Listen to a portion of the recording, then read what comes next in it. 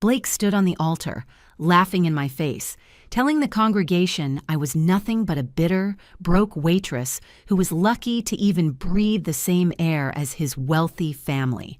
He did not know that the $40 million contract was already signed, or that the waitress he was mocking had just bought the ground he was standing on. He thought he was a king presiding over his kingdom. He was about to find out he was just trespassing on my property. If you're watching this video, tell me where you're from or what time it is for you. The sound of the lock clicking into place was not a sharp snap. It was a heavy, dull thud, the sound of expensive brass machinery engaging deep within the solid oak door. I stared at the handle. It was gold, polished to a mirror finish, and it did not turn. I gripped it harder, twisting my wrist until the tendons strained, but it was solid, immovable. "Mom?" I called out. My voice sounded small in the cavernous, marble-tiled bathroom. I hated that. I hated how small I sounded. I cleared my throat and tried again, forcing the tremor out of my tone. "Gwendolyn, open the door." I heard the rustle of silk on the other side. I could picture them perfectly. My mother, Gwendolyn, smoothing the front of her champagne-colored gown, and my younger sister, Tiffany, adjusting her veil, probably checking her teeth in the hallway mirror. They were close. I could hear their breathing. I could smell the overpowering scent of Tiffany's gardenia perfume drifting under the door gap. "Now, Kira, honey, please do not make a scene." Gwendolyn's voice drifted through the wood. It was that voice, that specific tone she used. It wasn't angry. It wasn't shouting. It was dripping with a sickly, suffocating sweetness, the kind of tone a nurse uses when she is about to give you a painful injection. It was the tone of toxic benevolence that had defined my entire existence.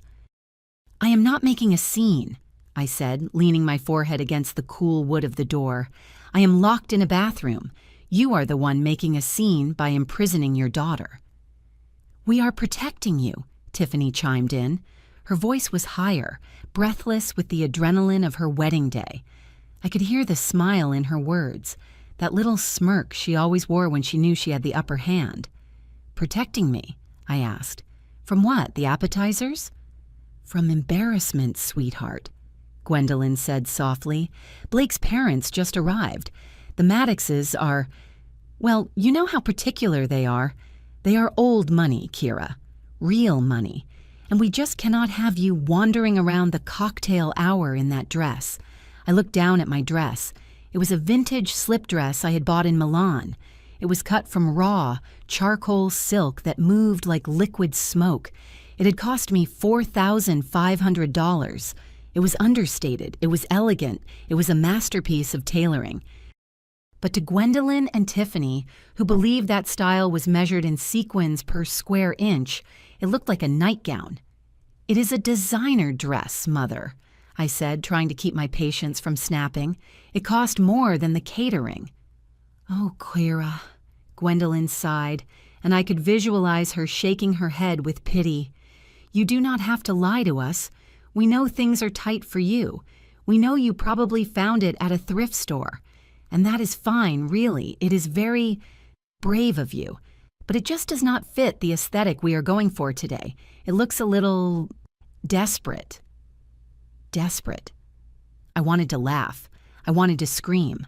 I wanted to pull out my phone, log into my banking app, and slide it under the door so they could see the balance. I wanted to show them that the thrift store dress was bought with a corporate black card that had no limit. But I couldn't. Not yet. "So you are going to keep me in here?" I asked. "For how long?" "The reception lasts 4 hours. Just until dinner is served," Tiffany said. "Once everyone is seated and the lights are dimmed, you can sneak to the back table near the kitchen. Nobody will notice you there.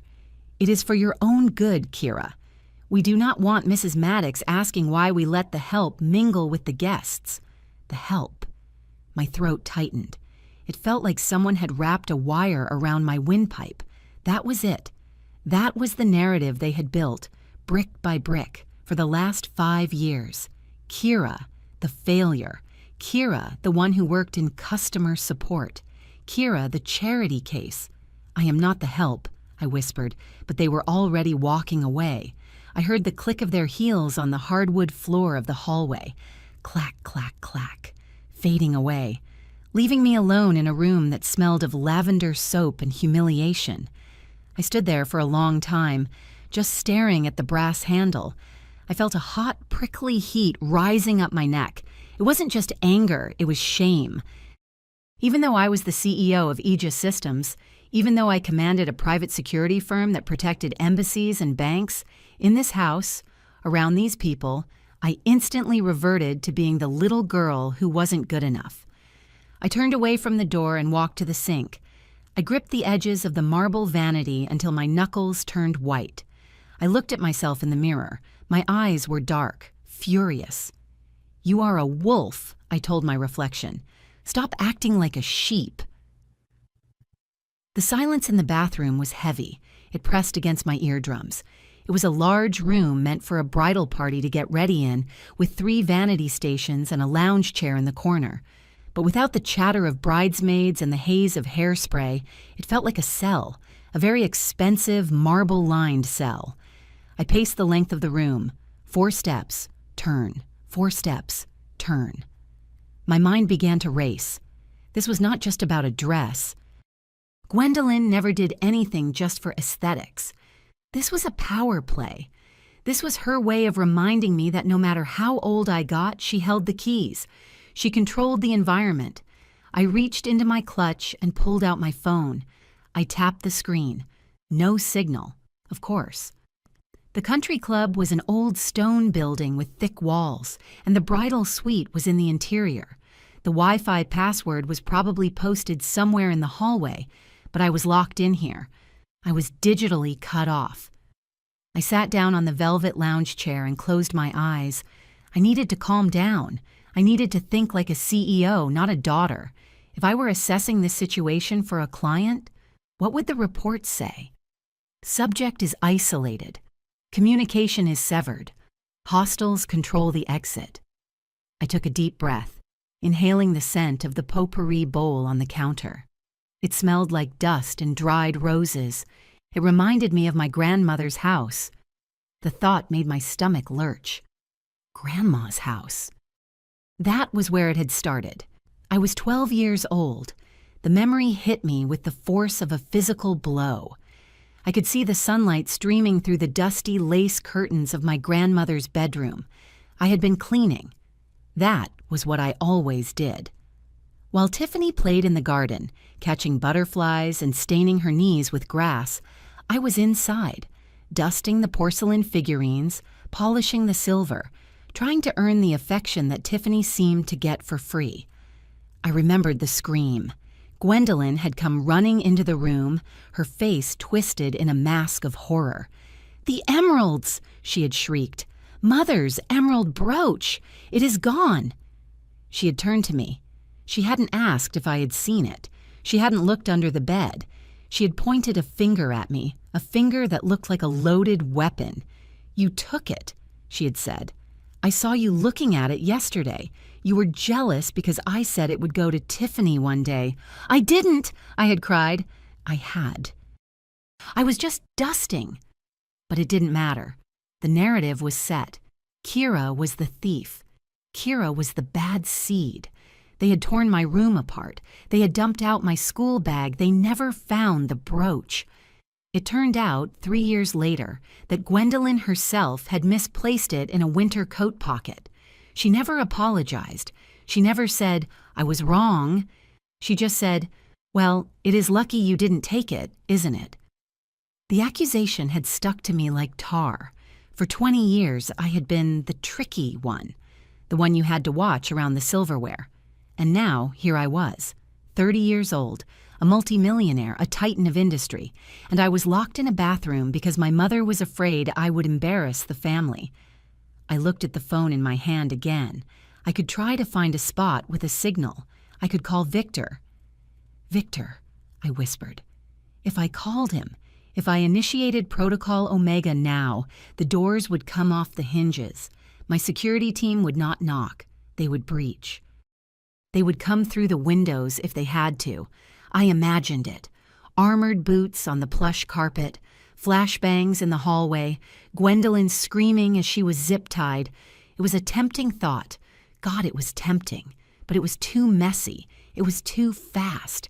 If I blew up the wedding now, they would just paint me as the crazy sister who ruined Tiffany's big day. They would play the victim. Gwendolyn would cry to the guests, "Oh, poor Kira, she finally snapped." No, I didn't want to just escape. I wanted to win. I wanted to destroy the lie.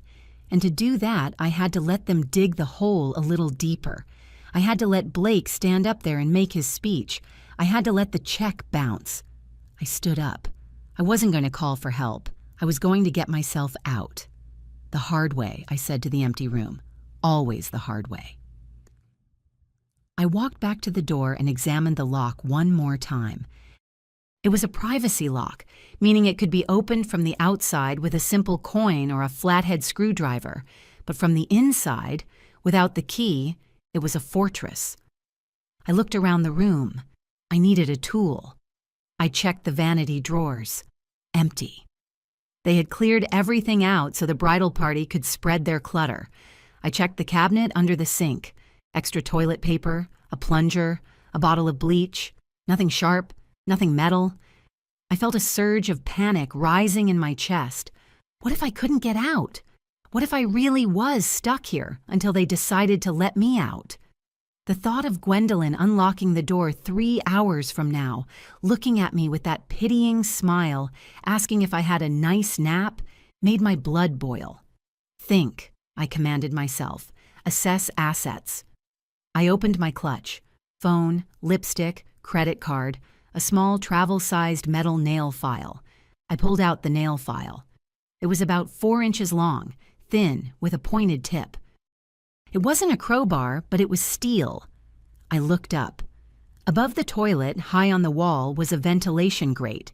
It was an old-fashioned metal one, painted over with about 50 layers of cream-colored latex paint. It was held in place by 2 flathead screws. If I could get the grate off, I could reach into the wall cavity. In these old buildings, the door latch mechanism was often accessible from the side of the frame if you could get into the crawl space. Or at least, I might be able to trigger the release from the inside of the wall. It was a long shot. It was a desperate shot. I kicked off my heels. I dragged the velvet lounge chair over to the toilet. It was heavy, and the legs scraped loudly against the tile. I winced, waiting to see if anyone heard. Silence. I climbed onto the toilet seat, then stepped onto the back of the chair. It wobbled. I balanced myself with one hand on the wall. I was just tall enough to reach the grate. I jammed the tip of the nail file into the slot of the first screw. It didn't budge. The paint had sealed it shut. "Come on," I grunted. I pushed harder. The metal file dug into my palm. I twisted. The paint cracked. A flake of dry latex fell into my eye. I blinked, tears streaming down my face, but I didn't stop. I gritted my teeth. I focused all my rage, all my frustration into my right hand. I thought about Blake's smug face.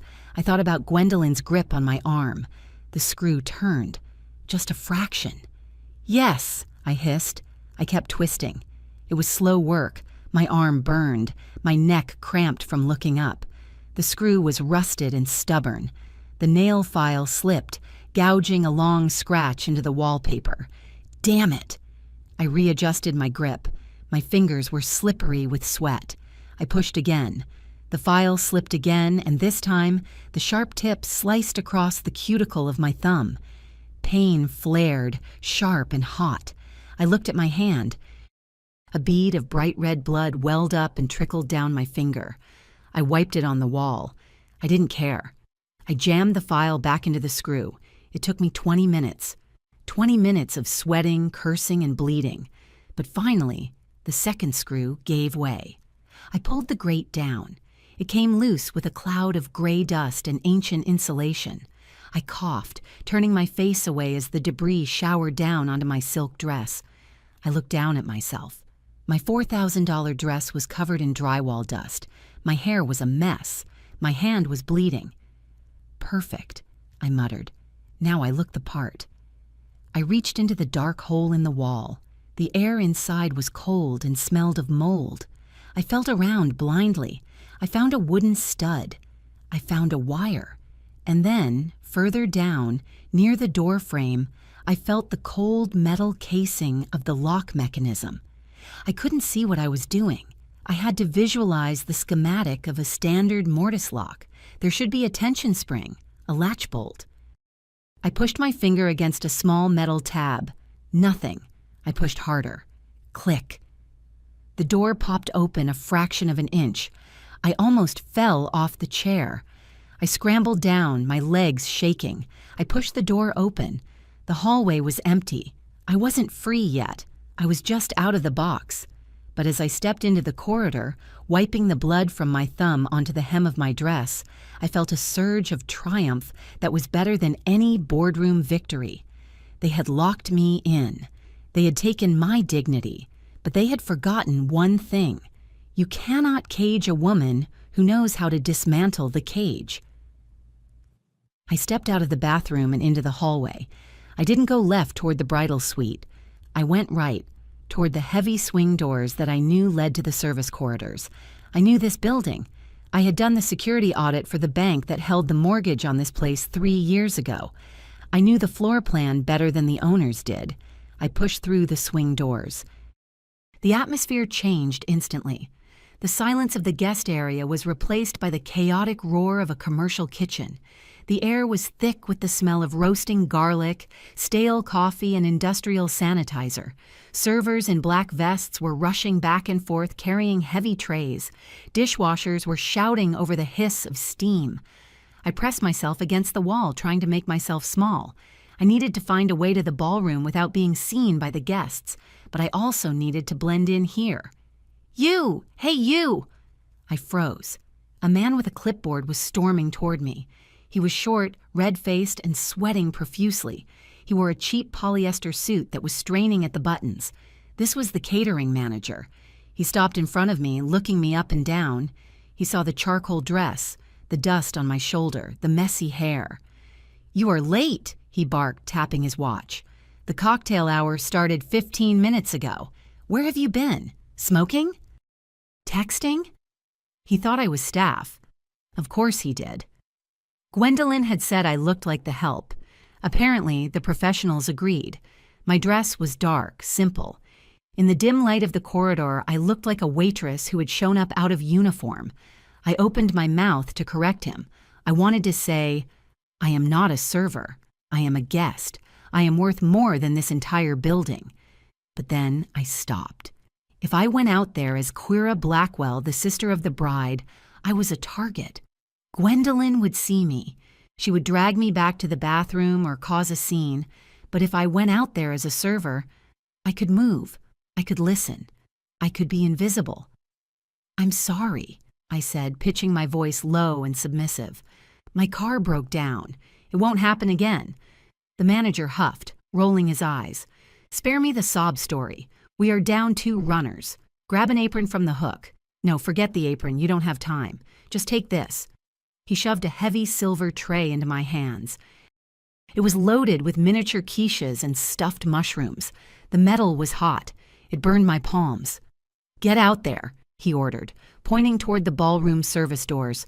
"Work the perimeter. Keep the glasses full. And for God's sake, smile.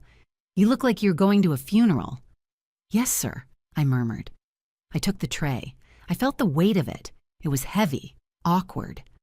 I walked toward the doors. My heart was pounding in my chest. This was insane. I was the CEO of a multinational corporation, and I was about to serve appetizers to the people who had tormented me for my entire life. But as I pushed the door open with my hip, I felt a strange sense of calm. They wanted me to be the help? Fine. I would be the help. I would serve them. I would clear their plates. And while they were looking right through me, I would be watching. I would be recording. And I would be waiting for the perfect moment to drop the tray and burn their house down. The ballroom was a wall of noise. The string quartet in the corner was fighting a losing battle against the roar of 300 people, drinking champagne and shouting to be heard. The room was beautiful, I had to admit. High vaulted ceilings, crystal chandeliers, tables draped in heavy ivory linen. Tiffany had gotten her fairy tale. I moved into the crowd. I held the tray high, balancing it on my fingertips the way I had learned when I worked catering in college to pay for my textbooks. Muscle memory took over. Hors d'oeuvre? I offered to a group of men in tuxedos. They took the food without looking at me. They didn't even pause their conversation. I was a floating hand, a delivery mechanism for calories. I wove through the guests, keeping my head down. I saw my cousin, Marcus, laughing near the bar. I saw my aunt, Linda, criticizing the flower arrangements. None of them recognized me. Why would they? They never really looked at me when I was standing right in front of them as myself. As a waitress, I was effectively a ghost. I made my way toward the head table. I needed to see where Gwendolyn and Tiffany were. I was passing a group of older women near a decorative pillar when a hand shot out and grabbed my arm. "Waitress!" I stopped. I turned slowly. Sitting on a velvet banquette, holding a glass of white wine like a scepter, was Mrs. Eleanor Maddox, Blake's mother. She was a terrifying woman. She wore a hat that looked like a flying saucer made of feathers, and her pearls were real. She had eyes like a hawk scanning a field for mice. "Yes, ma'am?" I said, keeping my voice flat. "These napkins," she said, thrusting a crumpled cocktail napkin at me. "They are polyester. Did you know that?" I didn't know, ma'am." "Well, they are," she sniffed, dropping the napkin onto my tray amongst the quiches. "It is tacky. But I suppose one cannot expect linen when the bride's family is stretching their budget." She turned to the woman next to her. It was one of her country club friends, a woman with a face pulled so tight by surgery she looked surprised to be alive. "You know," Mrs. Maddox said, her voice dropping to a stage whisper that was meant to be heard, "Genevieve, that is the mother. She tries so hard, but you can tell it is new money, or rather, no money pretending to be new money." The friend tittered. "Oh, stop it, Eleanor. The boy seems nice." "Blake is a saint," Mrs. Maddox declared, "taking on this project. And look at the staff." She gestured at me with her wine glass. Wine sloshed over the rim and splashed onto my hand. It was cold and sticky. "Look at this girl," Mrs. Maddox said, looking me up and down with open disgust.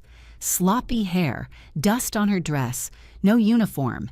It is clear they hired the cheapest catering company available.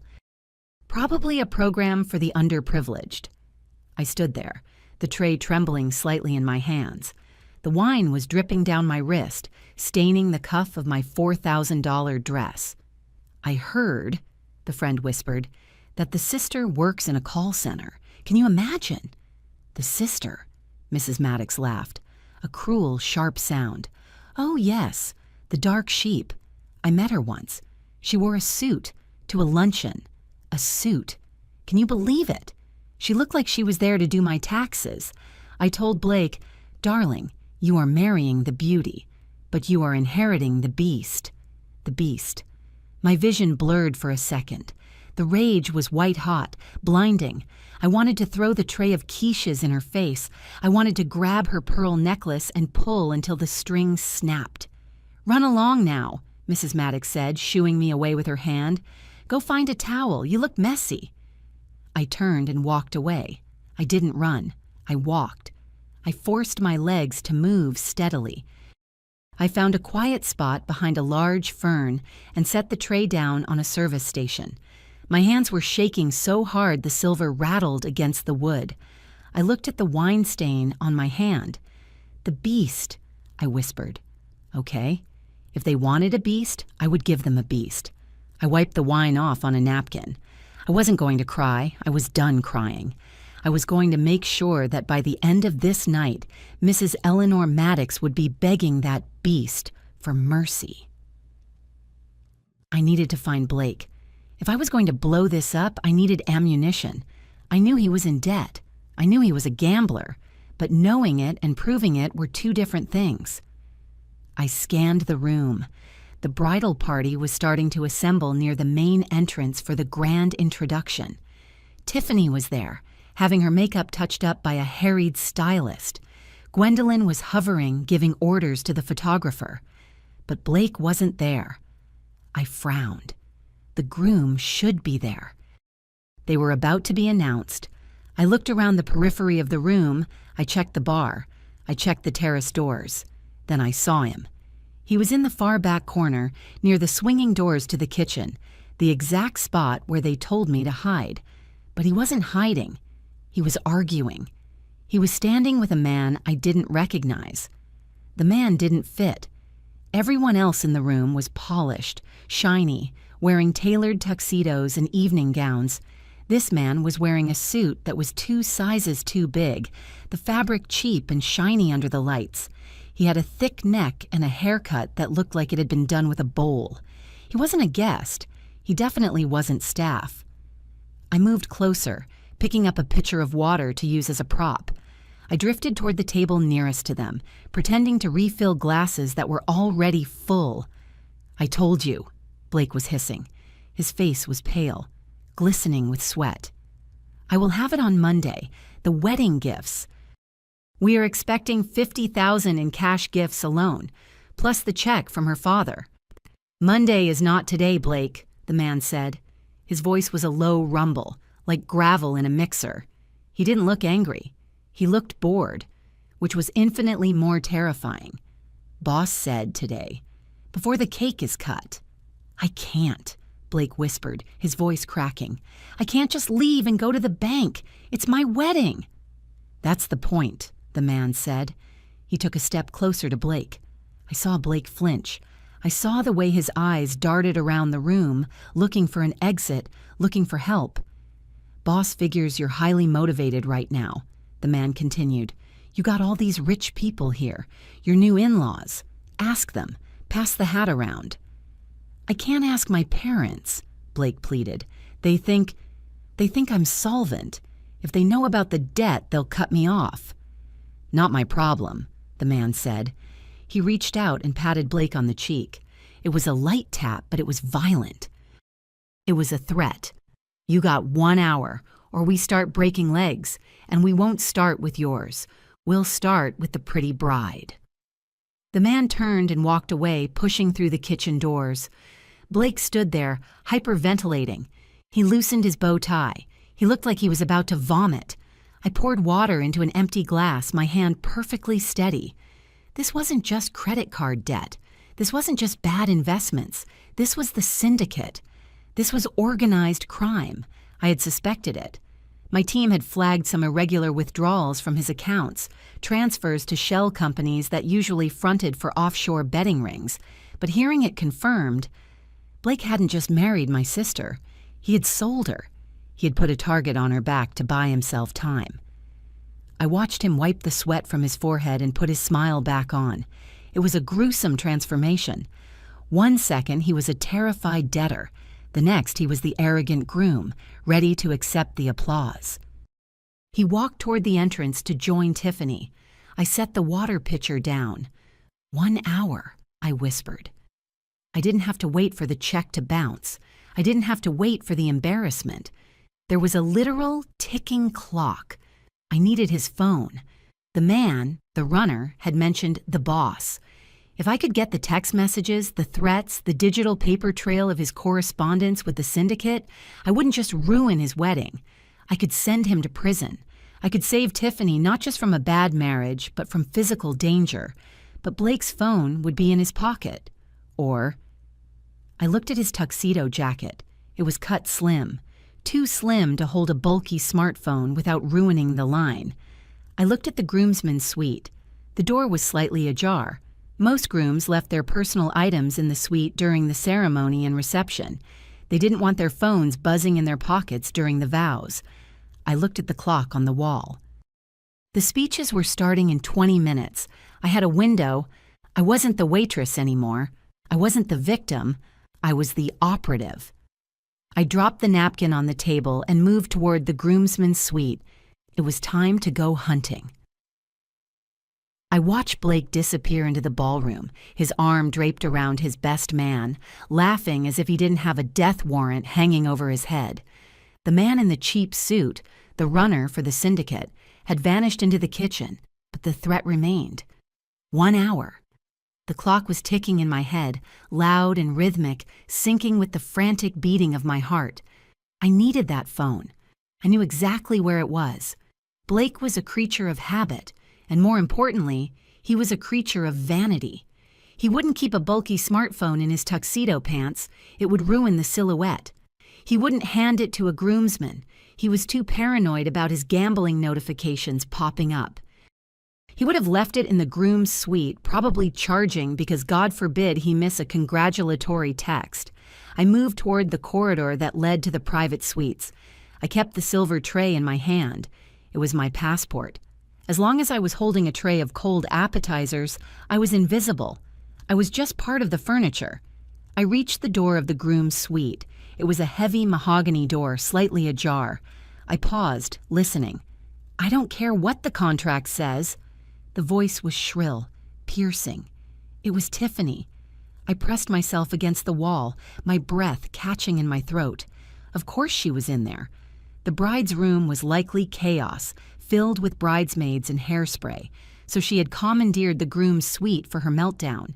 "The napkins are eggshell, Sarah," Tiffany screamed. "I ordered ivory. Eggshell has a yellow undertone. It clashes with the roses." I closed my eyes. I pictured her face, contorted, red, ugly with entitlement. This was the biggest crisis of her life, the undertone of a napkin. Meanwhile, her husband was 40 minutes away from having his legs broken by a loan shark. The contrast was so sharp it was almost funny. Almost. I peeked through the crack in the door. Tiffany was pacing back and forth, holding a napkin like it was a piece of radioactive waste. The wedding planner, Sarah, looked ready to weep. "Tiffany, honey," Sarah said, her voice trembling. "Under the lights, they look identical." "They do not look identical," Tiffany shrieked. "Do you think I am blind? Do you think I am stupid? Fix it. Go out there and change them, all of them." "There are 300 tables," Sarah whispered. "Then you better start running." Sarah bolted from the room, brushing past me in the hallway without even seeing me. She was crying. Tiffany stood alone in the center of the room, breathing hard. She walked over to the mirror and stared at herself. She smoothed her dress. Then she picked up a bottle of champagne from the table and took a long swig, straight from the bottle.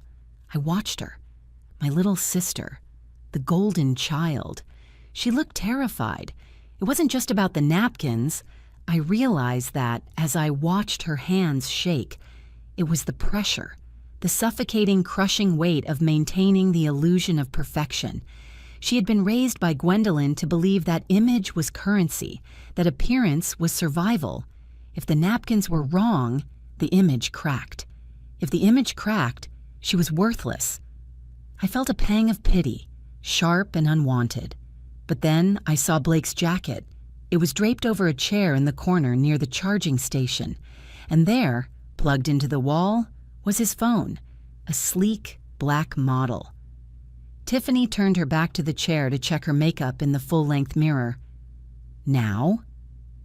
I slipped into the room. I moved silently, the thick carpet swallowing the sound of my footsteps. I was a shadow. I was a ghost. I reached the chair. My hand hovered over the phone. "Who is there?" Tiffany spun around. I froze. My hand was inches from the device. I didn't pull back.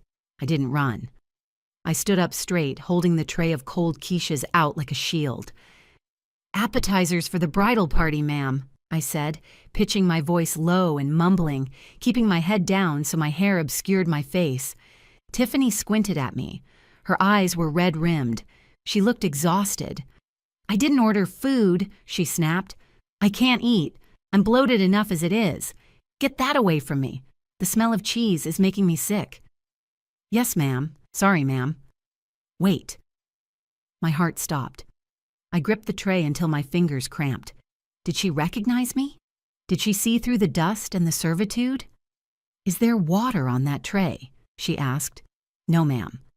Useless, she hissed. Everyone in this place is useless. Get out and close the door. She turned back to the mirror. I let out a breath that I had been holding for 20 seconds. I reached out, my fingers brushing the cool glass of the phone. I unplugged it. I slid it under the doily on my tray, right next to a stuffed mushroom. "Leaving now, ma'am," I murmured. I backed out of the room, pulling the door shut behind me. As the latch clicked, I slumped against the wall, my knees shaking. I had the phone. I had the bomb. Now I just had to detonate it. I didn't have time to celebrate. I needed a secure place to unlock the phone and download the evidence. The hallway was too exposed. I needed to get to the service stairwell at the end of the corridor. I pushed off the wall and started walking fast, the tray held tight against my chest. I turned the corner and ran straight into a wall of cheap cologne. "Whoa there! Slow down!" A hand grabbed my shoulder, a heavy, familiar hand. I looked up. It was my father, Dennis. He was wearing his good suit, the one he had bought 10 years ago for a funeral. It was shiny at the elbows and tight across the stomach. His face was flushed, likely from the open bar, but his eyes were cold and sober. He looked at me. He didn't see a waitress. He saw me. "Kesha," he grunted. He didn't sound surprised. He sounded annoyed. "What are you doing? Carrying a tray? Is this some kind of performance art? Are you trying to embarrass us on purpose?" "I am blending in, Dad," I said, trying to pull away. "Let go of my arm." He didn't let go. His grip tightened. It was a grip I knew well, the grip of a man who felt like he was losing control and needed to hold on to something physical to prove he still had power. "Where is it?" he asked. "Where is what?" "The gift," he said. His voice dropped to a conspiratorial whisper. "The cash gift. We talked about this on the phone last week. You said you would see what you could do. Well, did you do it?" I stared at him. The sheer audacity was breathtaking. I had just escaped a locked bathroom. I was covered in drywall dust. I was holding a stolen phone on a tray of appetizers, and his only concern was whether I had brought my checkbook. "You locked me in a bathroom," I said, my voice trembling with suppressed rage. "Mom locked me in a bathroom, and you want money?" "Don't be dramatic," he scoffed. "Your mother is high-strung. She wants things perfect. But I am practical, Kesha. I am a businessman." "You are a retired shift manager, Dad." "I am the head of this household," he snapped, his face turning a mottled purple. "And I made an investment in you. Do you understand that? Raising you wasn't free. The braces, the clothes, the food. We poured resources into you." He poked me in the chest with a thick finger. "We expected a return on that investment," he hissed. "Tiana. She is the trophy. She brings social capital. But you were supposed to be the workhorse. You were supposed to be the safety net. And now, when we need liquidity, when we need to impress the Maddoxes, you show up looking like a chimney sweep with empty pockets." I felt a cold, hard knot form in my stomach. It wasn't sadness. Sadness implies loss, and you can't lose something you never had. I never had a father. I had a creditor. "I am not an investment," I said quietly. "I am your daughter." "Then act like it," he demanded. "Give me the check. I know you have savings. I know you act poor, but I did the math. You've been working at that call center for 5 years. Even on minimum wage, with your lifestyle, you should have at least $10,000 put away. Hand it over. I need to give it to Blake as a dowry gift." "You want my life savings?" I asked. "To give to Blake?" "He is building an empire," Dennis said, his eyes gleaming with a pathetic, borrowed greed. "He is going to take care of us. But we have to buy in. It's seed money, Kesha. Basic economics." I wanted to laugh. I wanted to tell him that his seed money was going to go straight to a bookie named Knuckles. I wanted to tell him that Blake's empire was a house of cards built on a swamp. But he wouldn't believe me. He didn't want the truth. He wanted the fantasy. "I didn't bring a check," I lied. "I don't have it." His face fell. The anger drained away, replaced by a look of pure disgust. He released my arm as if I were contagious. "Useless," he muttered, "just like your mother said. A selfish, useless waste of potential. Get out of my sight. Go serve drinks. At least then you are contributing something to this family." He turned and walked back toward the ballroom, adjusting his tie, ready to play the role of the proud patriarch. I watched him go. I felt a tear slide down my cheek, hot and stinging. I wiped it away with the back of my hand, leaving a smudge of dust on my face. "Return on investment," I whispered. "Okay, Dad, I'll give you a return. Just wait until the market crashes." I ducked into a supply closet halfway down the hall. It was cramped, smelling of ammonia and wet mops. A single bulb hung from the ceiling, casting a harsh, yellow light. I kicked the door shut and slid the lock. I put the tray on top of a stack of paper towel boxes. I picked up Blake's phone. It was locked, of course. A 6-digit passcode stared back at me. "Okay," I muttered. "Think." I didn't have my tech team. I didn't have a brute force decryption tool. I had to hack this the old-fashioned way. I had to hack the human. I stared at the screen. I had 5 attempts before it locked me out for a minute. Then 15 minutes. Then an hour. I couldn't afford an hour. I had maybe 10 minutes before someone realized the phone was gone. I tried the obvious first. 1, 2, 3, 4, 5, 6. Incorrect passcode. "Too easy," I whispered. Blake was arrogant, but he wasn't lazy. I thought about his birthday. March 15th, 031595. Incorrect passcode. I chewed on my lip. What did Blake love? He loved money. He loved status. But mostly, he loved himself. He was a narcissist of the highest order. Narcissists don't use their wives' birthdays. They don't use their anniversaries. They use numbers that celebrate their own glory. I closed my eyes and searched my memory. I remembered a dinner 3 months ago. Blake had been drunk, bragging to my father about his glory days in high school football. He had been the quarterback. He had won the state championship. He still wore the ring sometimes, which was pathetic for a 30-year-old man. "Number 18. I whispered. He was number 18. And he had thrown the winning touchdown in the final seconds. He talked about it constantly. "The play that made me a legend," he called it. What year was it? He was 2 years older than Tiana, class of 2013. I tried the combination. 182013. Incorrect passcode. My hands started to sweat. 3 strikes, 2 left. Think, Kira, think. I paced the tiny closet, knocking over a broom. What else? What else to find him? I remembered the car, the Porsche Cayenne he had leased last month, the one he couldn't afford. He had made a huge deal about the custom license plate. He had posted it on Instagram a dozen times. What was the plate? B&M CEO. Blake Nicholas Maddox CEO. He wasn't a CEO. He was a mid-level manager at a logistics firm, but he pretended. Wait, I remembered something else. Tiana complaining. He makes me put in the code every time I want to change the music in the car. She had whined to Mom. It's so annoying. It's just the price of the stupid car. The price of the car, not the real price. The price he told everyone he paid. He had bragged at the engagement party. Dropped a cool 85 grand on the whip, cash. 85,000. I looked at the phone. My thumb hovered over the keypad. It was stupid. It was so incredibly stupid that it had to be true. 850000. No, that's 6 digits. 85000. I typed it in. 850000.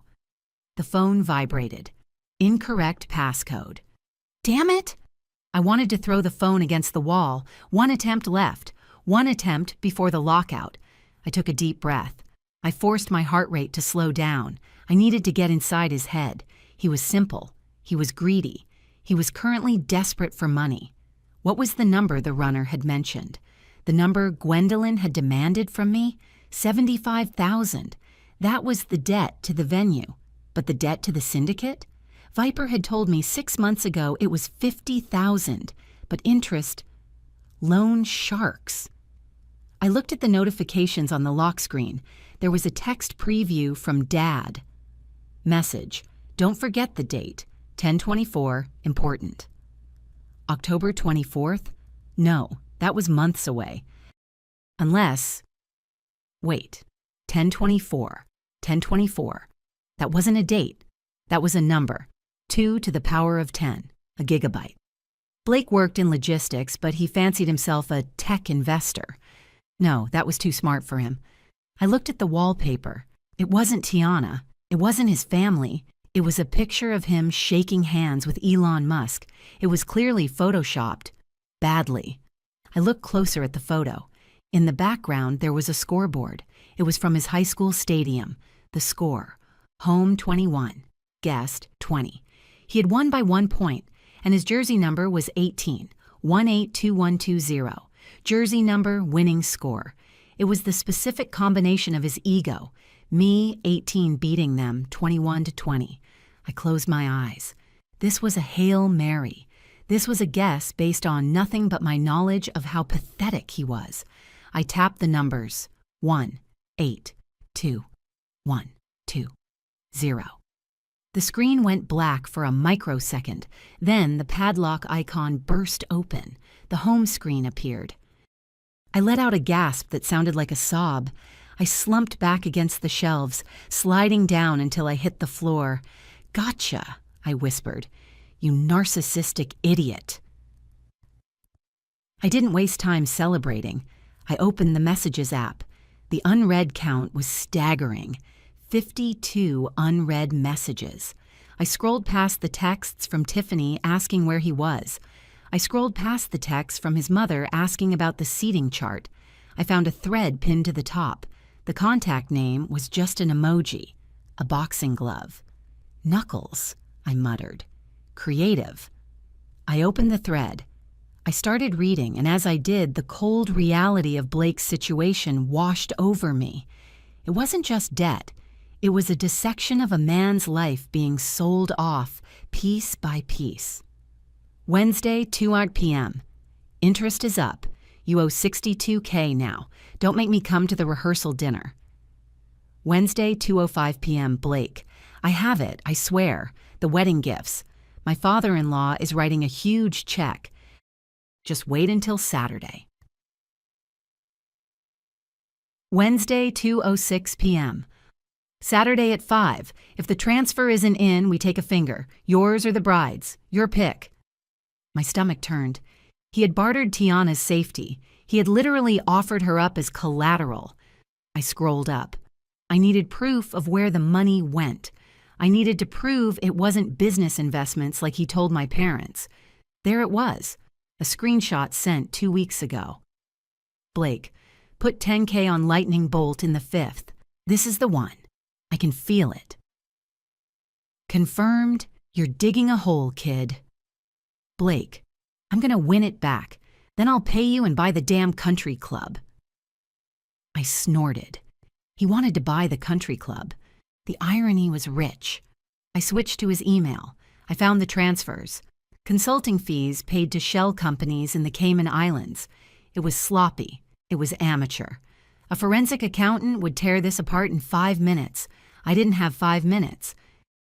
I pulled out my own phone, the encrypted satellite device.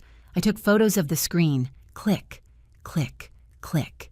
Every threat, every bet, every lie. Then I did something better. I forwarded the entire text thread to my secure server at Aegis. "Viper," I whispered as I typed the command. "Analyze and prepare the dossier." I hit send. The little blue bar zipped across the screen. Sent.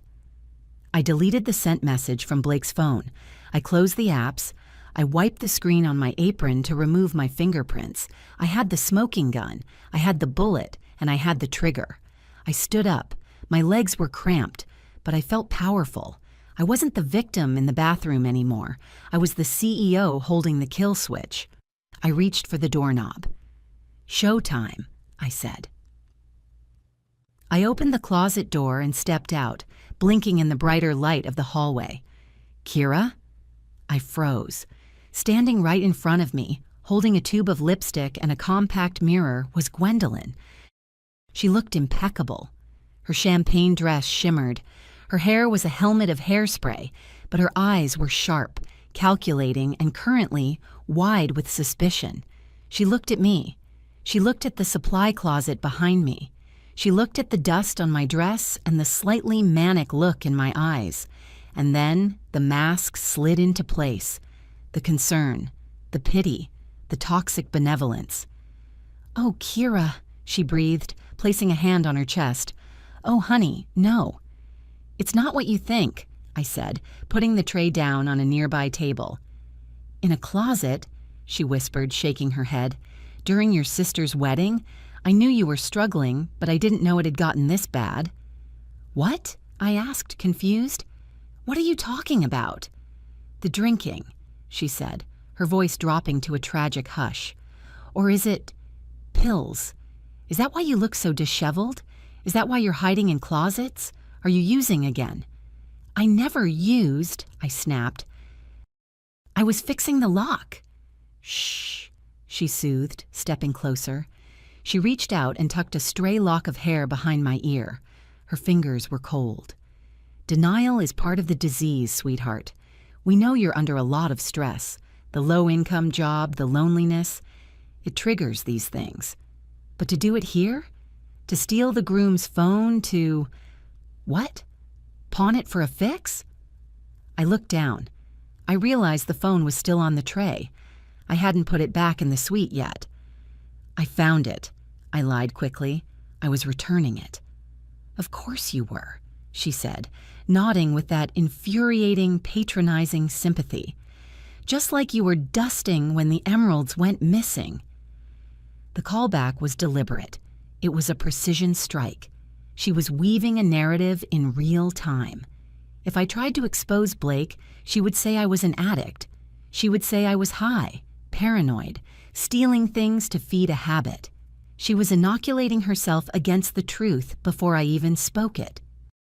"I am not an addict, Mother," I said, my voice ice cold. "And I am not a thief. I am the only person in this building who is actually seeing reality." "We will get you help," she promised, ignoring me completely. "After the wedding.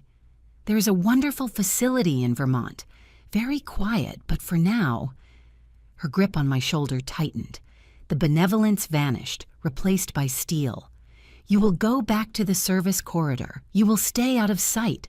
And if I see you near the guests again, I will have security remove you. Do not ruin this for Tiana. She deserves a perfect day. Unlike some of us, she has worked for it." She patted my cheek. "Pat? Pat? Like I was a dog. Be a good girl, Kira.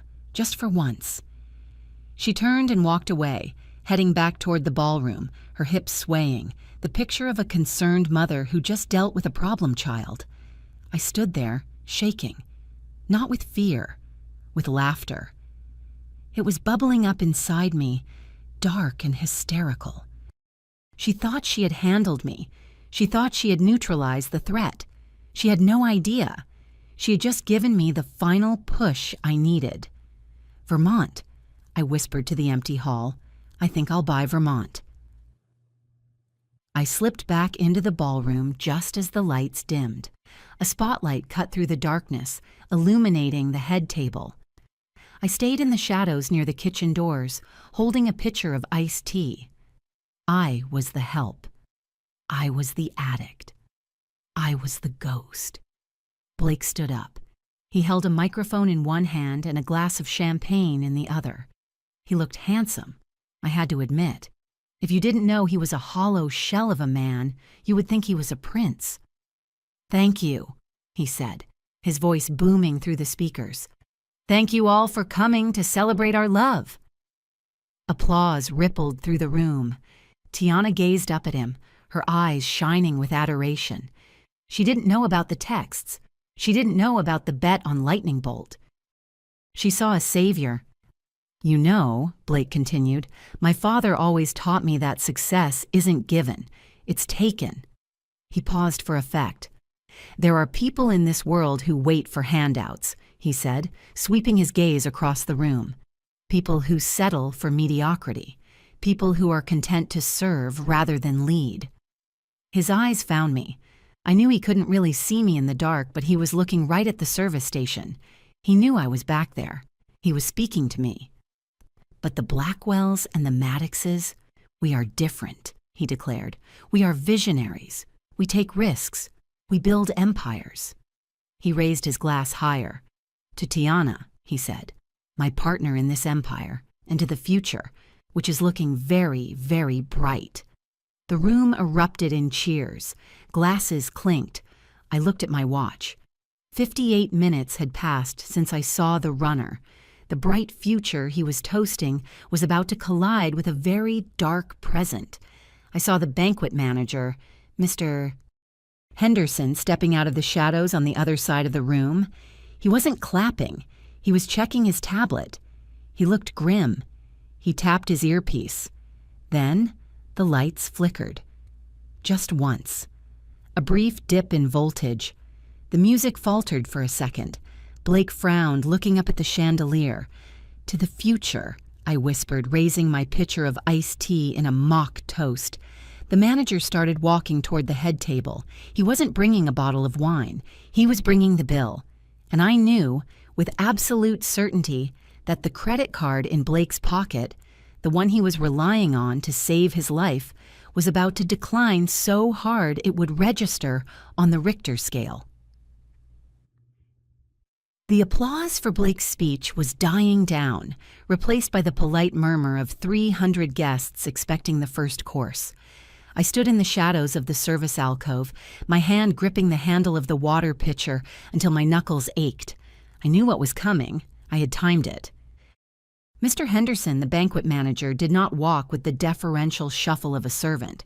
He walked with the heavy, flat-footed stride of an executioner.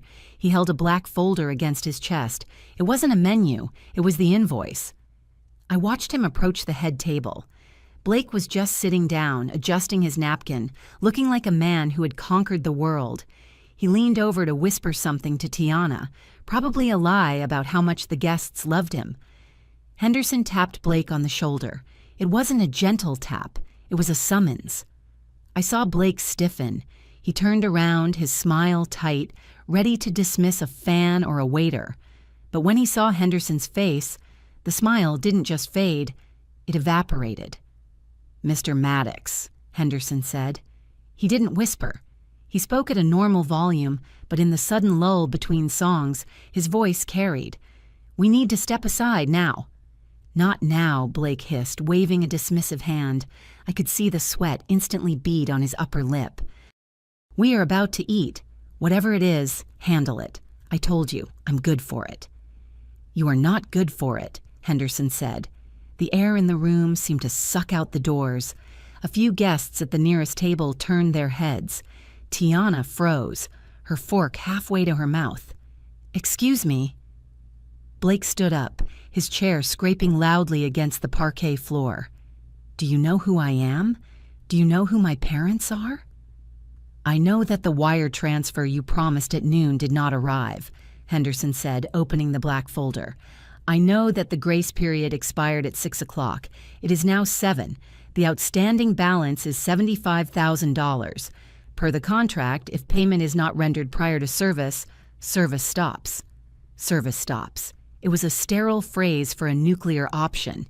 It meant the lights went out. It meant the kitchen staff walked. It meant the wedding of the century turned into a blackout in a barn. "You're lying," Blake stammered. He looked at his parents' table. "Mrs." Maddox was watching him with hawk-like intensity. "It's a banking error. The system is slow on weekends." "My system is working fine," Henderson said. He pulled a small wireless credit card terminal from his pocket. He set it on the white tablecloth next to the centerpiece. It looked like a black grenade. "You have 5 minutes, Mr. Maddox, or I pull the main breaker." I leaned back against the wall of the alcove. A cold shiver ran down my spine. This was it. The moment the curtain fell, Blake was trapped. He couldn't bluster his way out of a hard debt with a venue manager who had probably seen every trick in the book. I felt a dark, twisted satisfaction coiling in my gut. He had toasted to his empire. Now he had to pay the rent. The silence that followed was agonizing. It wasn't quiet, it was heavy. It pressed against your eardrums. The string quartet had stopped playing, sensing the tension. 300 people were pretending not to watch, which meant 300 people were staring intently. Blake looked at the card machine. He looked at it like it was a venomous snake. He reached into his tuxedo pocket. His hand was shaking so badly he fumbled the wallet. It hit the table with a soft thud. He snatched it up, his face flushing a deep, ugly crimson. "This is ridiculous," he muttered, loud enough for the first 3 tables to hear.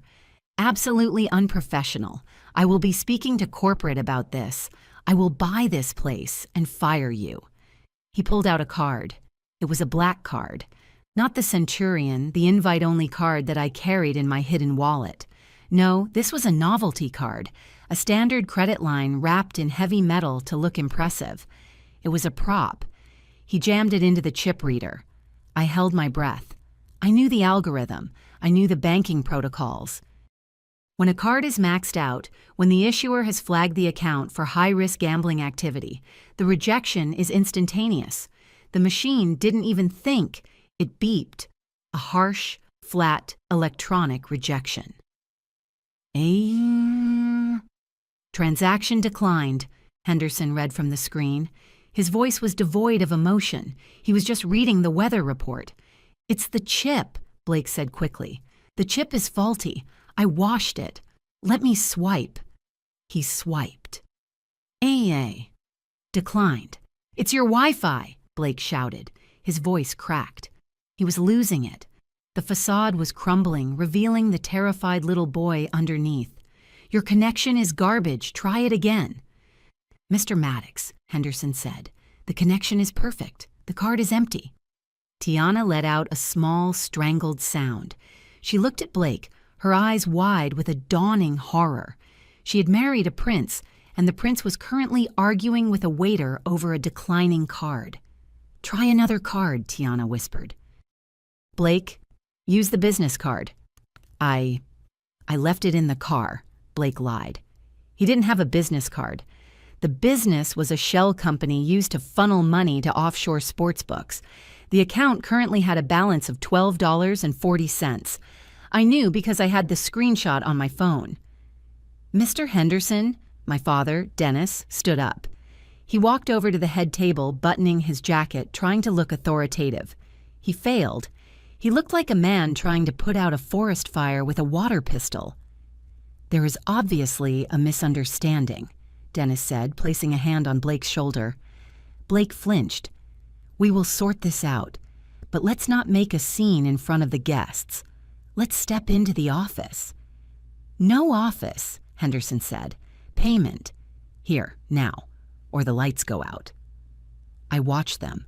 The 3 men, the manager, the fraud, and the enabler. And then, inevitably, their eyes turned. They didn't look at the Maddoxes, who were staring at their plates in stony silence. They didn't look at the wealthy guests. They looked at the service alcove. They looked at the shadows. They looked at me. Gwendolyn moved first. She didn't walk. She marched. She grabbed my arm and yanked me out of the alcove, pulling me into a small, decorative vestibule near the kitchen entrance. It was a blind spot, hidden from the main room by a massive floral arrangement of hydrangeas. She was followed by Dennis, a weeping Tiana, and a sweating Blake.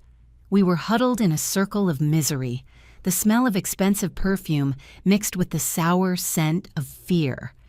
"You have it," Gwendolyn hissed. She wasn't asking, she was accusing. "What?" I asked, pulling my arm free. "I have what? A pitcher of water." "Don't play dumb with me, Kesha," she snapped. Her eyes were wild.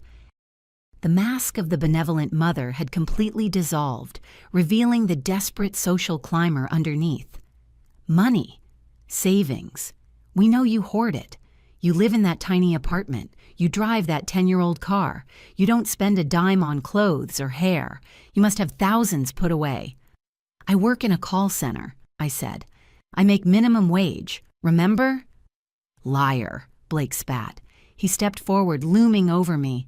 He was trying to regain his masculinity by bullying the smallest person in the room. I saw your credit report, he lied, when we ran the background checks for the wedding party security. You have a high credit score. You have unused lines of credit. He hadn't seen anything. If he had seen my real credit report, he would know I could buy him and his entire extended family. He was guessing. He was flailing. Give me the card, Blake demanded. We need $75,000. I'll pay you back on Monday. Monday, I repeated. The same Monday you're going to pay Knuckles? Blake froze. The color drained from his face so fast he looked like a corpse. How? He whispered. How do you know that name? I know a lot of things, I said calmly. I know you owe $50,000 to the syndicate. I know you bet $10,000 on a horse named Lightning Bolt.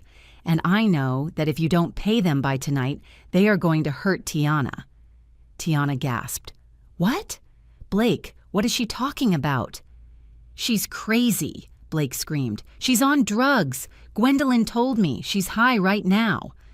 I am not high, I said, looking Tiana in the eye.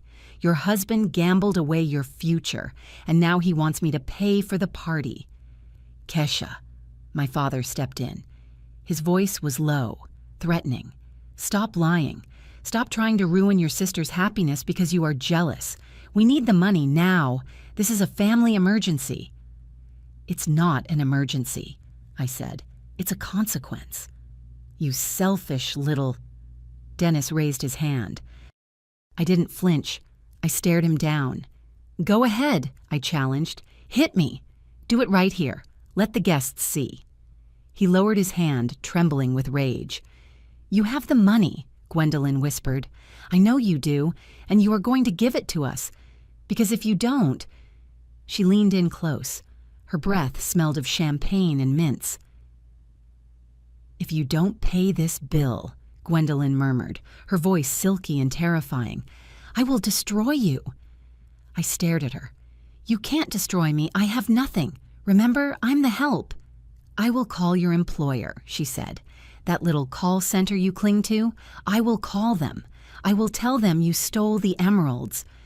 The emeralds again, the phantom crime of my childhood. I will tell them you have a history of theft, she continued, her eyes gleaming with malice. I will tell them you stole from the wedding guests tonight. I will plant a watch in your purse if I have to. I will make sure you are fired, blacklisted, and charged. You will never work again. You would frame me? I asked. You would ruin my life to pay for a party? I would save my family, she hissed. Tiana is special. Tiana has a future. You are just surviving. It doesn't matter what happens to you. You can bounce back. You're tough. But Tiana is delicate. Delicate. That was the word that had defined our roles. Tiana was glass. I was rubber. Tiana needed protection. I needed to absorb the impact. Think about it, Keisha, Dennis added. $75,000 is a lot, sure, but your reputation, your freedom, is it worth going to jail? Because we will testify, all of us. We will say we saw you taking wallets. I looked at them. My mother, my father, my sister, and her husband. They were united. They were a phalanx of greed. They were willing to burn me at the stake to keep their hands warm. I felt a crack inside my chest. It was the sound of the last tether snapping. The last tiny pathetic hope that maybe, deep down, they loved me. They didn't love me. They didn't even like me. I was just an organ donor to them, keeping the body of the family alive by carving out pieces of myself. You want to blackmail me, I said quietly. We want you to do the right thing, Gwendolyn corrected. Toxic benevolence, I thought. Even now, she framed it as a moral duty. "Give us the card," Blake said, extending a sweaty hand. "And we forget everything. We forget the drugs, the stealing. We'll even let you sit at a table." I looked at his hand. I looked at the wedding ring on his finger. I thought about the checkbook in my purse, the corporate ledger for Apex Global. I could write a check for $75,000 and not even notice the dip in the account. I could save them. I could make the problem go away. And for a second, just a second, the old reflex kicked in.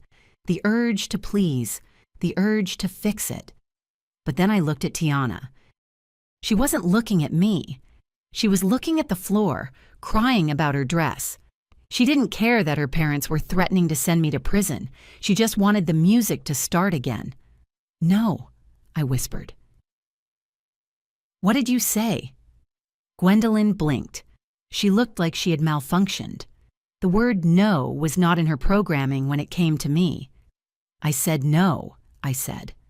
I pitched my voice louder this time. I wanted them to hear it. I wanted the word to ring in their ears. "I am not paying for this wedding. I am not paying Blake's debt. And I am definitely not paying for your silence." "You little—" Dennis lunged forward. "I don't have the money," I lied. "I don't have $75,000 in a savings account. Who has that? I'm a waitress. Look at me." I gestured to my dress, covered in dust and wine. "You are lying!" Gwendolyn shrieked. She grabbed my purse. She ripped it out of my hands. "Hey!" I shouted. She tore it open. She dumped the contents onto the floor. Lipstick, tampons, keys, and my phone clattered onto the decorative tile. She kicked through the pile. She found my wallet. She tore it open. She pulled out my debit card. It was a standard bank card. She didn't see the black card hidden in the secret lining. "Run it!" Gwendolyn screamed at Blake. "Run this one!" Blake grabbed the card. He ran back toward the head table where the machine was sitting. "Mom, stop!" I yelled. "That's illegal!" "I am your mother!" she shouted back. "What is yours is mine!" I watched from the vestibule. I saw Blake jam my debit card into the machine. I knew exactly how much was on that card. It was my decoy account. It had $300 in it. He waited. "Insufficient funds," Henderson announced from the table. Blake stared at the machine. He looked back at us, his face a mask of pure despair. "It's empty," he wailed. "She's broke." "She really is broke." Gwendolyn stared at the contents of my purse scattered on the floor. She looked at me with a mixture of hatred and disappointment that was more painful than any slap. "You are useless," she whispered. "You really are nothing." "I told you," I said, picking up my things. My hands were shaking, but I forced them to be steady. "I can't save you." "Then get out," Dennis growled. "If you can't pay, get out. You are embarrassing us." "I'm embarrassing you?" I laughed, a dry, sharp sound. "You just robbed your daughter in the middle of a wedding reception. I think you handled the embarrassment all on your own." I turned to leave. I was done. I was going to walk out the front door, get in my car, and leave them to the wolves. But Gwendolyn wasn't done. "You aren't going anywhere," she said. I felt her hand clamp onto my upper arm. Her nails dug in, sharp, painful. "Let go," I warned. "You did this," she hissed, pulling me back. "You sabotaged us. You knew. You knew Blake was in trouble and you didn't say anything. You let us walk into this trap." "I didn't know," I said, trying to wrench my arm free. "How could I know?" "You always know," she screamed. She was losing control now. The veneer was gone. "You are hateful. You are spiteful. You wanted this to happen." She shook me. Physically shook me. My head snapped back. "Mom, stop!" Tiana cried out. "People are watching." "Let them watch," Gwendolyn shrieked. "Let them see what a snake looks like." Dennis stepped in front of the exit. He blocked the path. He was a big man, heavy with age and anger. "You need to fix this, Keisha," he said. "Call someone. Call a loan shark. I don't care. You find the money." "I can't." "Then you stay here." Gwendolyn dug her nails deeper. I felt skin break. You stay here and you take the blame. We will tell Henderson it was you.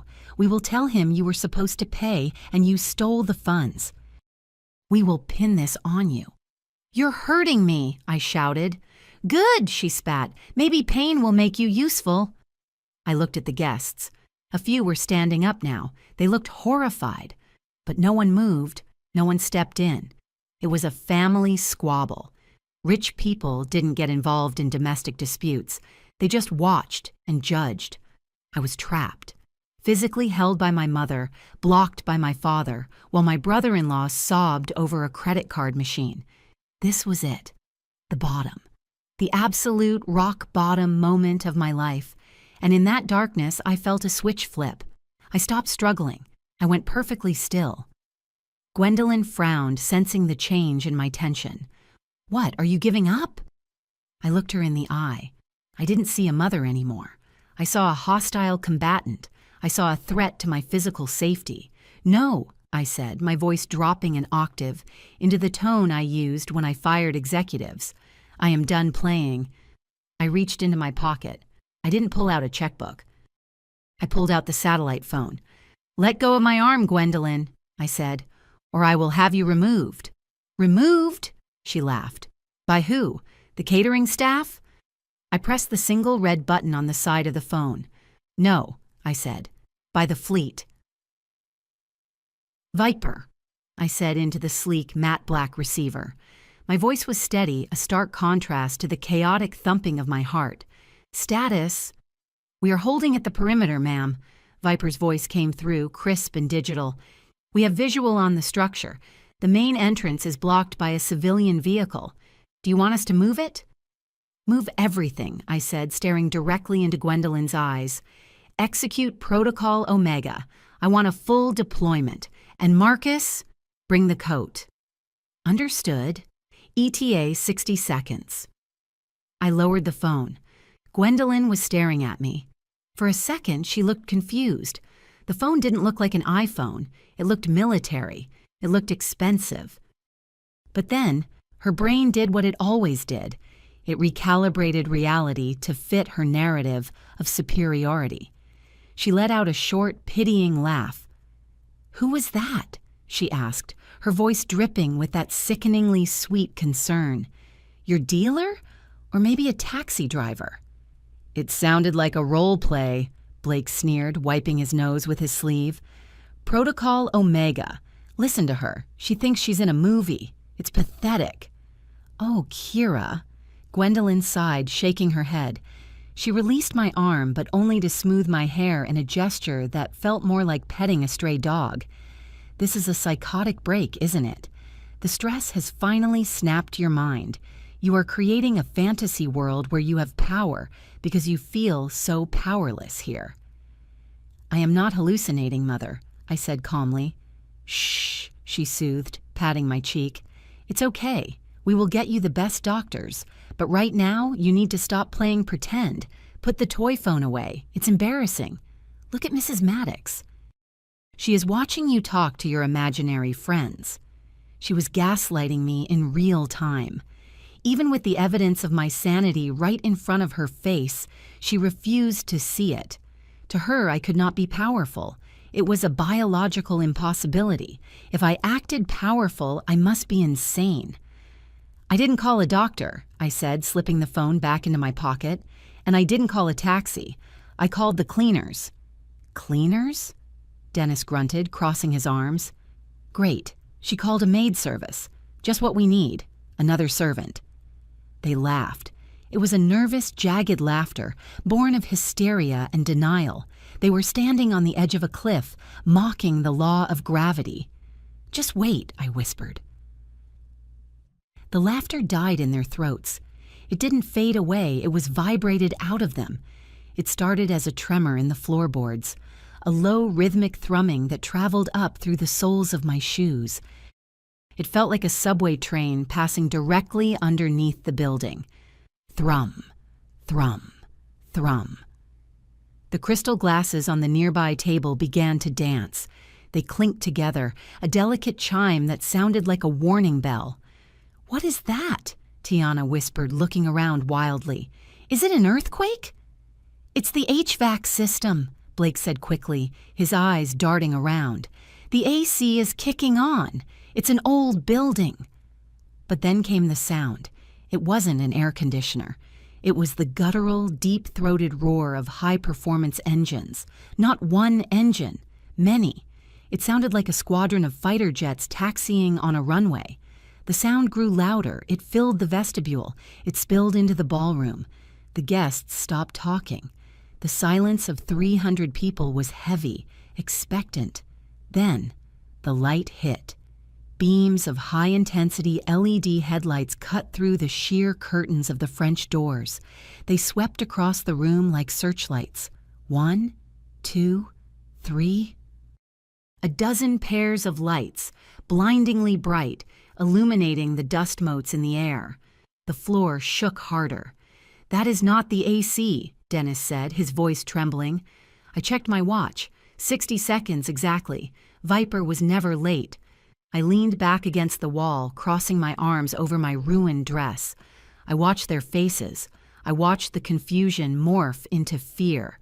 They didn't know what was coming. They thought it was the police. They thought it was the syndicate. They were wrong. It was something much worse. It was the truth. Blake ran to the window. He pressed his face against the glass, shielding his eyes from the glare. He stood there for a frozen second. Then he spun around. The terror on his face was gone. It had been replaced by a manic, terrifying joy.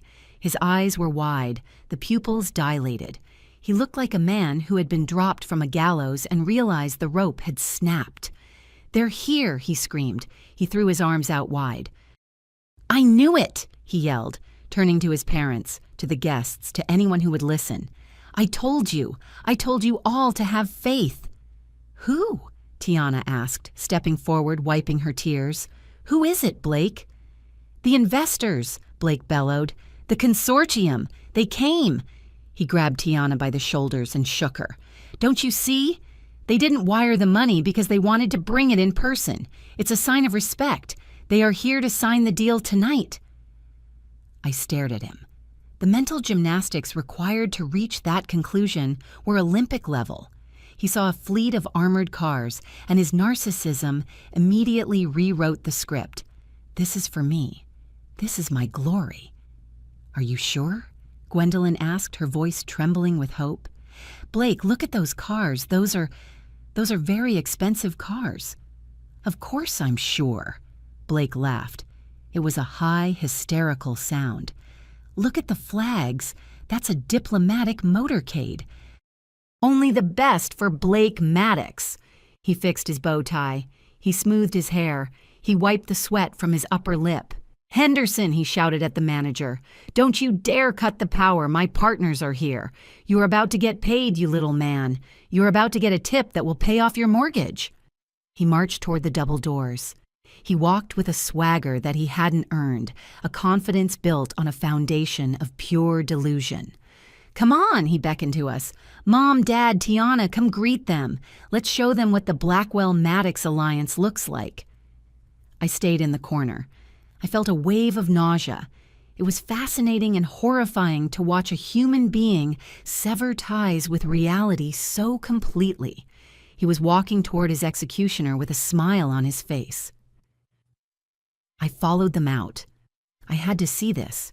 We stepped out onto the portico.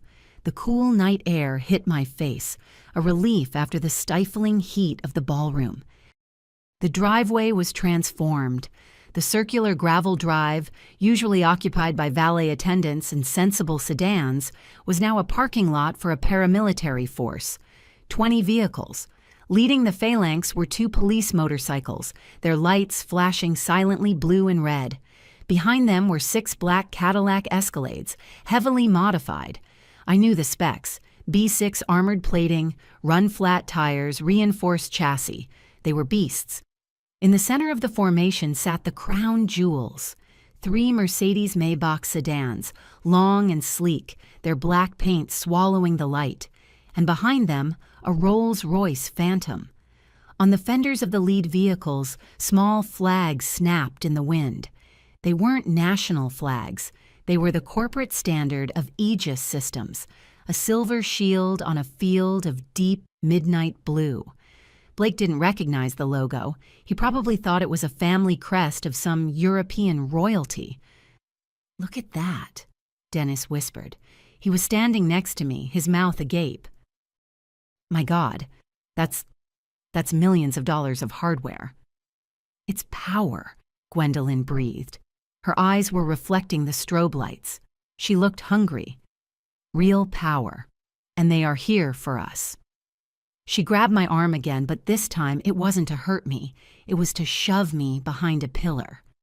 "Stay back," she hissed. "Do not let them see you. You look like a gutter rat. If you ruin this deal for Blake, I will never forgive you." I stepped back into the shadows, not because I was afraid, but because I wanted the angle. I wanted to see the look on their faces when the doors opened, the engines cut. The silence that followed was heavy, filled with the ticking of cooling metal. Uniformed men stepped out of the escalades. They weren't hotel security. They were my team. Former special forces wearing bespoke suits and earpieces. They moved with a fluid, lethal grace, fanning out to secure the perimeter. One of them, a man I knew as Tank, looked directly at the pillar where I was hiding. He gave a microscopic nod. I didn't nod back. I just waited. Blake couldn't wait. He bounded down the steps, his arms wide open. "Welcome," he shouted. "Welcome to the Evergreen Club." He stopped in the middle of the driveway, posing like a ringmaster. The back door of the first Maybach opened. A man stepped out. He was tall, silver-haired, wearing a suit that cost more than Blake's car. It was Governor Sterling. The gasps from the guests gathered at the windows were audible even outside. "That's the governor," Dennis choked out. "Blake knows the governor?" "He's a visionary," Gwendolyn whispered, clutching her pearls. "My son-in-law is a visionary." The second door opened. A woman stepped out. Elena Vance, the CEO of Sovereign Bank. She was terrifyingly chic in a white power suit, holding a leather portfolio. Blake looked like he was about to faint. He knew who they were. Everyone knew who they were. These weren't just investors. They were the pillars of the state economy. He scrambled forward. "Governor! Ms. Vance!" Blake called out, his voice cracking. I'm so honored. I didn't know the consortium included such distinguished guests." He reached them. He thrust his hand out toward the governor. "Blake Maddox," he introduced himself, breathless. "The groom, the contact." I watched Governor Sterling. He stopped. He looked at Blake's hand. He looked at Blake's sweating face. He looked at the desperate, grinning family standing on the steps. The governor didn't smile. He didn't shake the hand. He looked at Blake with the mild annoyance of a man who has found a piece of gum on his shoe. "Step aside, son," Governor Sterling said. His voice wasn't loud, but it carried across the silent driveway like a gunshot. "Excuse me?" Blake blinked. His hand was still hovering in the air, trembling. "We aren't here for you," the governor said, stepping around him. "But the deal," Blake stammered, pivoting to follow them. "The liquidity injection. I sent the proposal, the email. I'm the one who—" Elena Vance stopped. She turned to face him. She adjusted her glasses, looking at him over the rims. "Mr. Maddox," she said coldly, "we do not read your emails. We do not know your proposal, and we certainly do not do business with people who hold wedding receptions on credit." Blake flinched as if she had slapped him. "Then why?" he whispered. "Why are you here?" "We are here for the chairman," Elena said. "The chairman?" Blake looked around wildly. "My dad, Harold is a dentist." "The boss," the governor clarified, checking his watch. "We are on a tight schedule. Where is she?" "She?" Blake repeated. The governor and Elena Vance turned their backs on him. They began to walk toward the portico. They walked right past Gwendolyn, who had curtsied. They walked past Dennis, who was trying to suck in his gut. They walked past Tiana, who was frozen in her spot. They were heading for the shadows. They were heading for the pillar. Gwendolyn saw them coming. She panicked. She thought they were walking toward the garden entrance. "Oh, this way," she chirped, trying to redirect them. "The reception is inside. Please, allow me to—" Governor Sterling didn't even look at her. He walked straight past her outstretched arm. He stopped 3 feet from the pillar. He stopped 3 feet from the dusty, wine-stained waitress hiding in the dark. He straightened his tie. He took a deep breath. And then, the governor of the state, a man who commanded the National Guard, bowed his head. "Ma'am," he said to the shadows, "we are ready for you." The silence that descended on the driveway was absolute. It was a vacuum. The wind seemed to stop, the crickets went mute, and even the distant hum of the highway faded into nothingness. Governor Sterling, the man who had been on the news last night discussing infrastructure bills, was bent at the waist. Elena Vance, the woman who controlled interest rates, was bowing beside him. They were bowing to a pillar. Or rather, they were bowing to the woman hiding behind it. I stepped out of the shadows. My legs felt heavy, not with fear, but with the sheer gravitational pull of the moment. I walked into the pool of light cast by the headlights of the lead Maybach. I looked down at the top of the governor's silver head. I looked at the sharp part in Elena's hair. "Rise," I said softly. It was a single word, but it carried the weight of a decade of silence. They straightened up. The governor looked me in the eye. He didn't see the dust on my face or the wine stain on my dress. He saw the chairman. "Madame Chairwoman," he said, his voice respectful and grave. "We apologize for the intrusion, but the window for the acquisition closes in 20 minutes. We needed the physical seal." Acquisition. The word came from behind me. It was a strangled whisper. I turned slowly. My family was standing in a tableau of frozen horror. Gwendolyn's hand was clamped over her mouth. Dennis looked like he was having a cardiac event. Tiana was blinking rapidly, as if trying to clear a glitch in her vision. And Blake. Blake looked like a man who had just watched the sun rise in the west. His mouth was open, hanging slack. He looked from the governor to me, then back to the governor, his brain misfiring as it tried to reconcile the two realities. "Governor?" Blake squeaked. Why are you bowing to her? She's the waitress. She's the help." Governor Sterling turned his head slowly. He looked at Blake with a terrifying coldness. "Waitress?" the governor repeated, tasting the word like sour milk. "Son, you are speaking to the majority shareholder of the telecommunications grid you are currently using to broadcast your ignorance." Blake flinched. "What? No, that's impossible. She works at a call center. She answers phones." "She owns the phone lines," Elena Vance corrected him, stepping forward. She opened her leather portfolio, and the satellites, and the fiber optics. Gwendolyn let out a whimper. She looked at me. For the first time in 30 years, there was no pity in her eyes.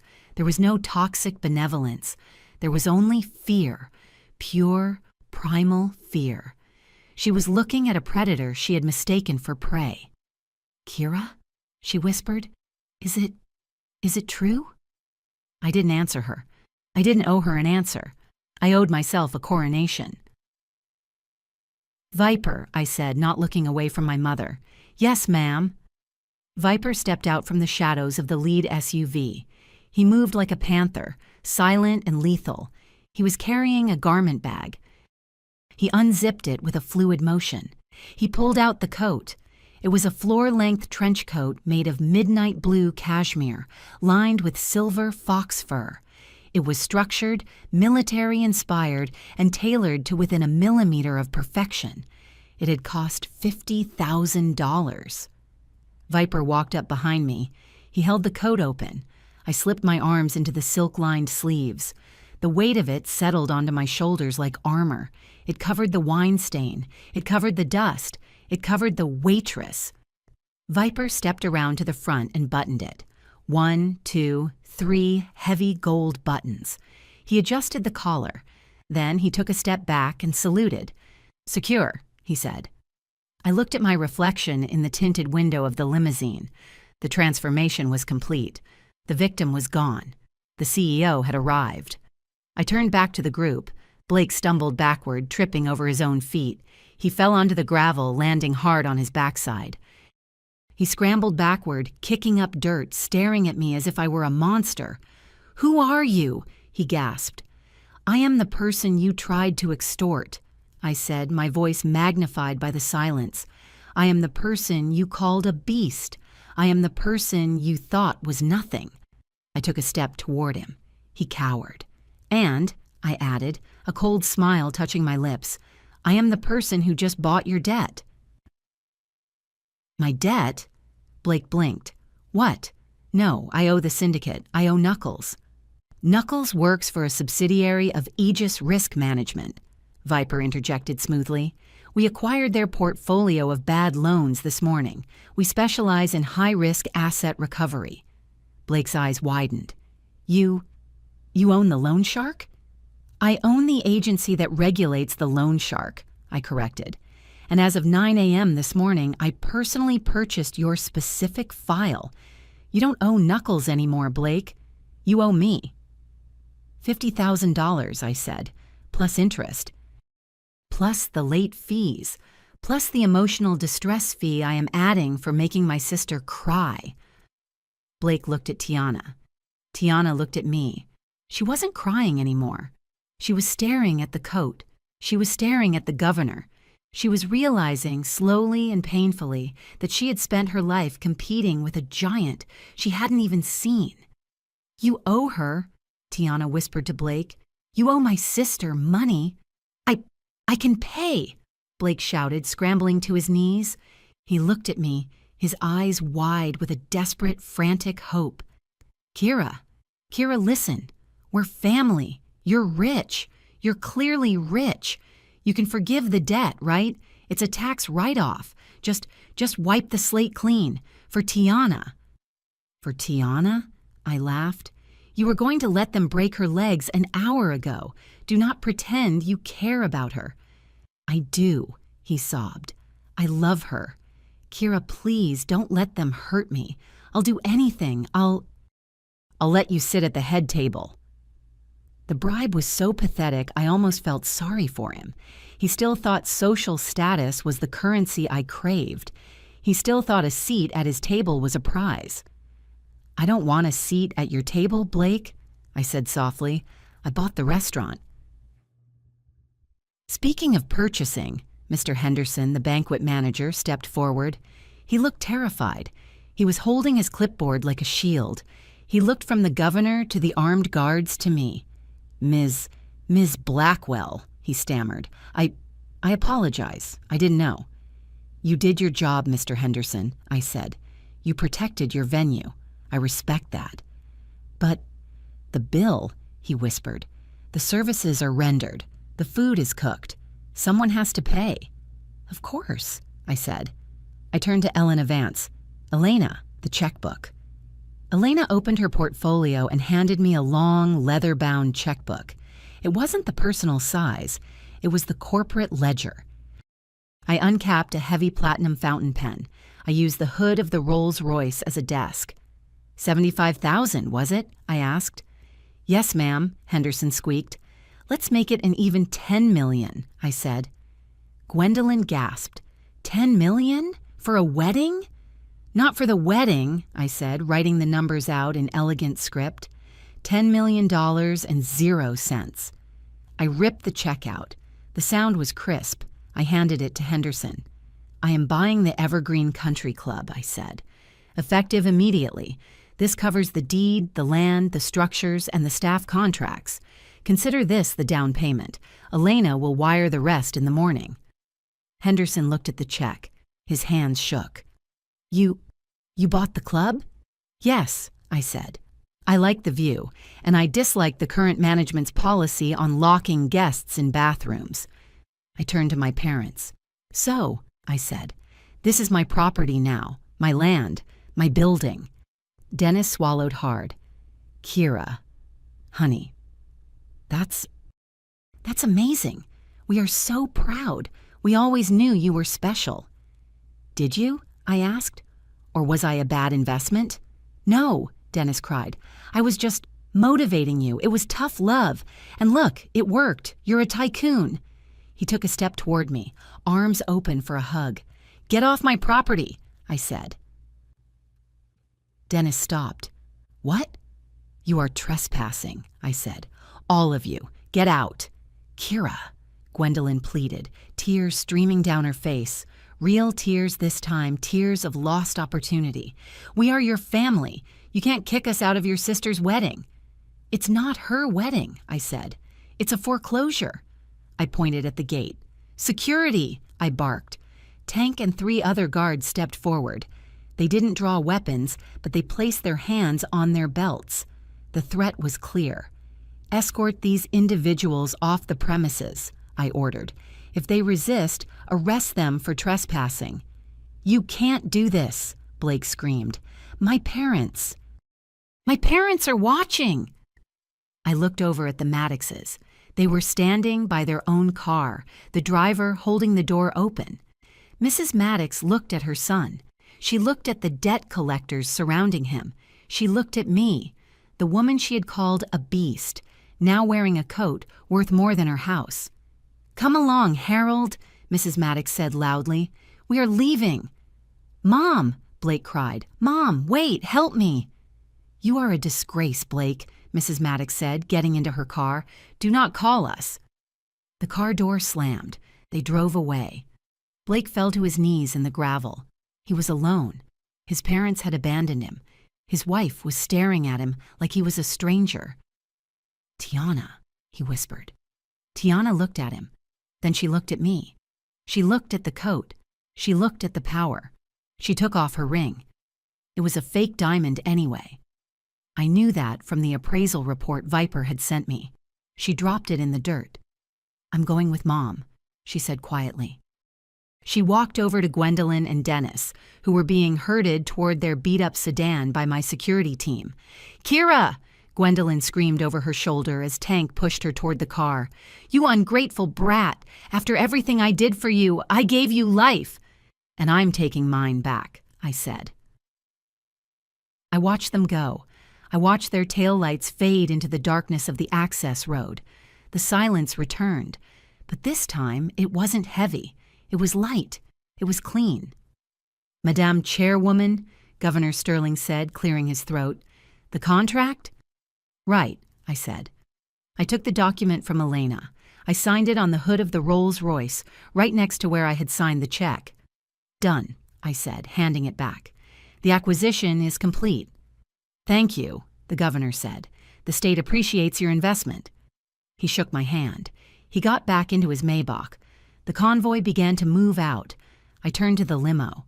Viper held the door open. I stopped. I looked back at the country club one last time.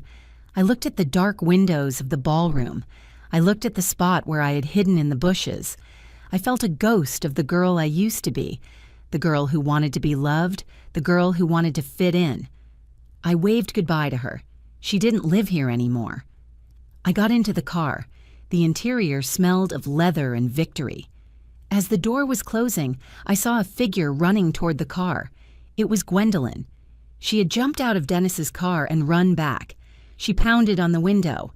Kira, she muffled through the glass. Please, just a loan. Just $10,000. We can't pay the mortgage. We'll lose the house. I looked at her face, distorted by the glass. She looked small. She looked pathetic. I pressed the intercom button. You said I belonged to the dirt, Mother, I said. No, I didn't mean it, she sobbed. I love you. You're my favorite. You always were. Liar, I said. I belong to the sky. I pressed the button. The privacy partition slid up, blocking her face from view. Drive, I said to Viper. The car surged forward. I didn't look back. I poured myself a glass of sparkling water from the crystal decanter. I took a sip. It tasted like freedom. The headlines were everywhere. Aegis Systems acquires Horizon Telecom in billion-dollar deal.